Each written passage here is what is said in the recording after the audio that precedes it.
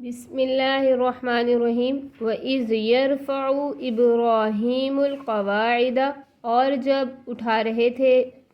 ابراہیم علیہ السلام، بلند کر رہے تھے ابراہیم علیہ السلام بنیادیں، من البیتی خانہ کعبہ کی، و اسماعیل اور اسماعیل علیہ السلام بھی، ربنا تقبل منا، تو وہ دعا کرتے جاتے تھے اے رب قبول فرما ہم سے، انک انت السمیع العلیم، بے شک کہ تو سننے والا ہے جاننے والا ہے، ربنا اے ہمارے رب، وجعلنا بنا دے، مسلمین لکا ہمیں اپنا فرما بردار، ومن ذریتنا اور ہماری اولادوں میں سے بھی، امتا مسلمتا لکا ایک جماعت امت پیدا فرما جو فرما برداری کرے تیری، وارنا مناسکنا اور ہمیں سکھا مناسک حج، حج کے افعال، حج کا طریقہ کار، وتب علینا اور ہم سے قبول فرما، انکا بے شک کہ تو، انت التواب الرحیم، تو ہی توبہ قبول فرمانے والا اور رحم فرمانے والا ہے۔ ابراہیم علیہ السلام اور اسماعیل علیہ السلام جب خانہ کعبہ کی بنیادیں اٹھا رہے تھے اور اللہ سے دعا کرتے جاتے تو اللہ تعالیٰ سے انہوں نے اس طرح دعا کی، اللہ ہم سے خانہ کعبہ کی تعمیر کو قبول فرما لے، اور اے اللہ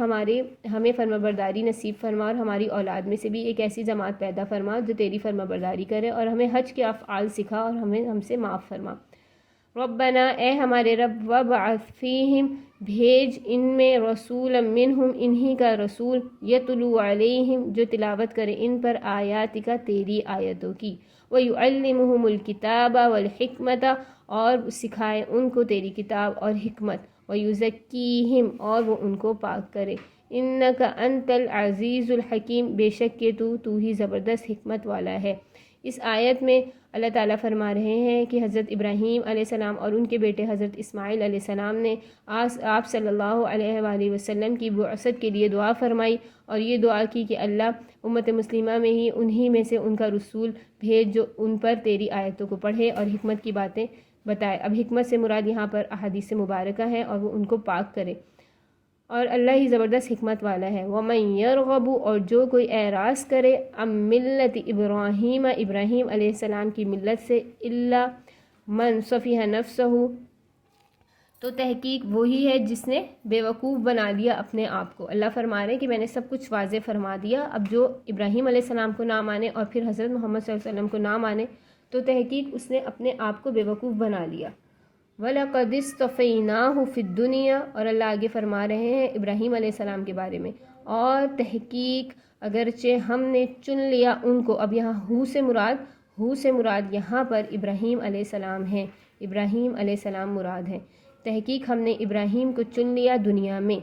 وَإِنَّهُ اور بے شک کہ وہ ابراہیم علیہ السلام فی الآخرۃ آخرت میں بھی، لمن الصالحین نیکوکاروں میں سے ہوں گے، ابراہیم علیہ السلام آخرت میں بھی نیکوکاروں میں سے ہوں گے۔ اذ قال لہ ربہ اسلم جب کہا ان کو ان کے رب نے، اسلم فرما بردار ہو جائیں،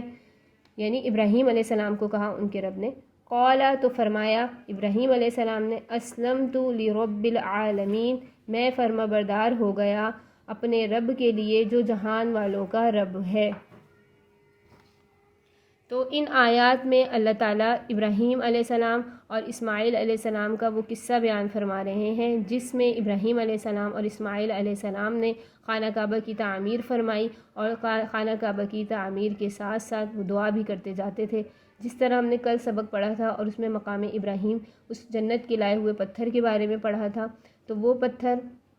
اللہ نے اس کو یہ کوالٹی بخشی تھی، اللہ نے اس کو یہ فضیلت دی تھی کہ وہ پتھر جو ہے وہ موم کی طرح نرم تھا، اور اس پر ان کے قدموں کے نشان مبارک بھی آج تک موجود ہیں، اور اللہ تعالیٰ اس پتھر کو اپنے حکم سے اونچا کرتے جاتے تھے اور نیچا کرتے جاتے تھے، اور وہ جیسے جیسے پتھر خانہ کعبہ کی تعمیر کو بلند کرتے اسی طرح وہ پتھر بھی اونچا اونچا بلند ہو جاتا تھا۔ تو یہ ایک ابراہیم علیہ السلام کا معجزہ بھی تھا، اور اللہ تعالیٰ سے وہ ساتھ ساتھ دعائیں کرتے جاتے، اور یہ دعا ربنا وجعلنا مسلمین لکا، یہ دعا ابراہیم علیہ السلام نے امت کے لیے فرمائی، اور آگے حضرت محمد صلی اللہ علیہ وسلم کی بعثت کے لیے بھی دعا فرمائی کہ انہی میں سے ان کا نبی بھیج۔